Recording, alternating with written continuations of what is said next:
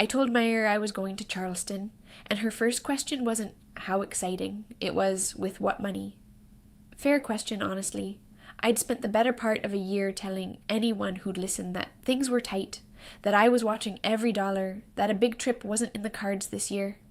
And then I turned around and paid cash for 4 days in South Carolina. Flight, hotel, food, the works, without touching a credit card once. So yes. With what money? Well, let me tell you, about 14 months ago, I started something I'd never told a soul about. Not even Mary, which if you know her, you know is nearly impossible. I opened a second little savings pot, nothing official, no bank appointment, just a separate line I could see on my banking app, and I labelled it roof repair. That's it. Boring, unglamorous. Nobody asks a second question about roof repair money. Every week I moved $40 into it. Some weeks it was the money I didn't spend because I made coffee at home instead of buying it out. Some weeks it was the $10 I saved buying the store brand instead of the name brand, multiplied across a month of groceries. Some weeks, if I'm honest, it was money I found by simply not going somewhere I'd normally go, a lunch I skipped, a treat myself purchase I talked myself out of. $40 a week doesn't sound like much. It isn't on its own, but 14 months of $40 a week is over $2,000, and $2,000 spent carefully is an entire vacation to Charleston with room to spare.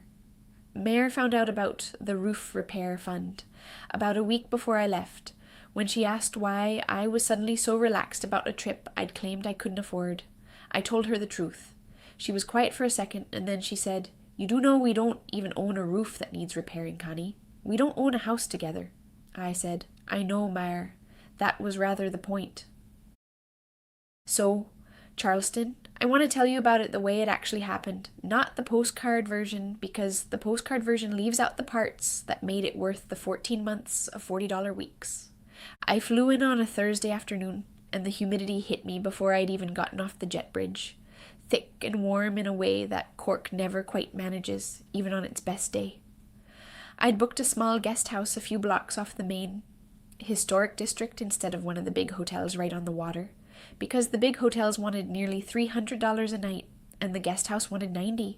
And near as I could tell, both of them would put me within a 15-minute walk of everything I actually wanted to see. That's a rule I've had for years now, and Charleston confirmed it again. You are very rarely paying for location when you pay for a fancy hotel. You are paying for a lobby you'll spend 4 minutes in. The first full day, I did what I always do in a new city. We walked, no plan, no map open on my phone, just my own 2 feet and whatever caught my eye. Charleston's historic district is built for exactly that kind of wandering. Narrow streets, pastel houses stacked shoulder to shoulder, wrought iron gates leading into gardens you can just barely see through. I stood in front of Rainbow Row for probably 10 minutes, doing absolutely nothing but looking at the colours, and not one person tried to sell me a ticket to look at them. That's a rare thing these days, something beautiful that doesn't come with an admission fee. Here's where the cheap versus careful thinking came in, because it always does when I travel. I had a decision every single day about food, and I made it deliberately instead of just wandering into whatever restaurant looked busiest. Most meals I ate cheap and ate well.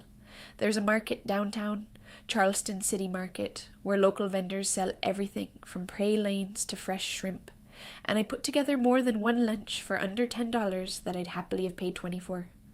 I found a hole-in-the-wall place 2 streets back from the main tourist strip, doing shrimp and grits for half what the waterfront restaurants charged, and I'm fairly confident it was better, if only because nobody there was trying to impress a tourist. They were just cooking the way they always cook.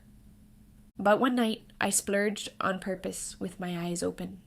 There's a restaurant in Charleston known for its she-crab soup, a proper sit-down place with linen napkins and a wine list, and it cost me nearly $60 for one dinner, which is more than I'd normally spend on 3 days of meals combined, and I don't regret a cent of it. That's the whole difference between cheap and careful showing up again, right there on a dinner plate. Cheap would have said, $60 for soup and a piece of fish. Absolutely not, that's obscene. Careful looked at the whole trip, decided one meal like that was worth building the entire savings plan around, and paid for it without a flicker of guilt. I'd earned that dinner over 14 months of $40 weeks, and I ate every bite of it slowly, on purpose. The way you eat something you've actually planned for instead of something you're just grabbing. Meyer did come along, by the way, though she nearly talked herself out of it twice. First because she thought the flight was too expensive, and then because she didn't have the right shoes for all that walking you're always on about. She came anyway, and predictably spent the first day complaining about the humidity and the second day refusing to admit she was having a wonderful time. We took a horse-drawn carriage tour on the third day, which I debated for nearly a month before booking, because it's exactly the kind of thing that can either be a lovely, unhurried way to see the old city, or a $20 scam dressed up in a straw hat. Ours turned out to be the former, a guide who clearly loved the city and knew every house's history, including which ones were haunted. According to Charleston, apparently everything is haunted. Mare spent the entire tour pretending not to be charmed by it and failing completely, especially when the guide pointed out a pineapple carved into a doorway and explained it was an old symbol of Southern hospitality. She took approximately 40 photographs of that one doorway. I do want to mention the plantation because I went, and it's worth talking about.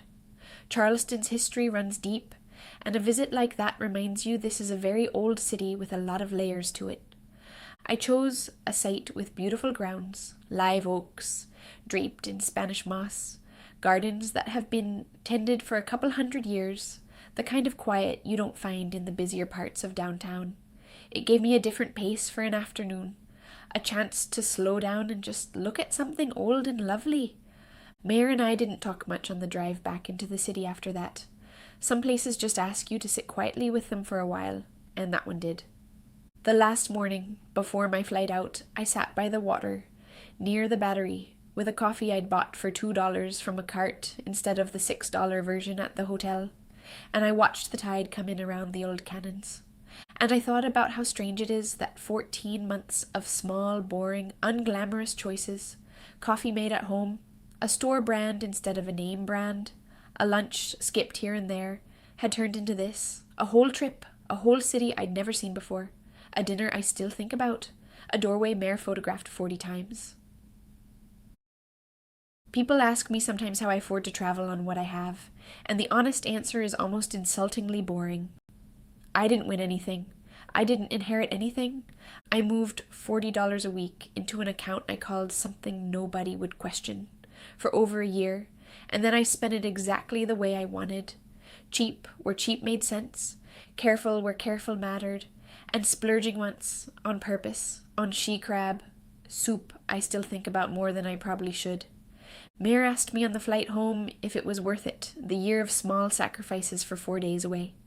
I told her the honest truth. It wasn't really a sacrifice at all, once I stopped thinking of it that way. It was just $40 a week of deciding, in advance, what I actually wanted, instead of finding out, at the end of the year, that I'd spent it all on things I don't even remember now. I'm Connie. Go build your own roof repair fund. You don't need a roof, you just need somewhere you actually want to go.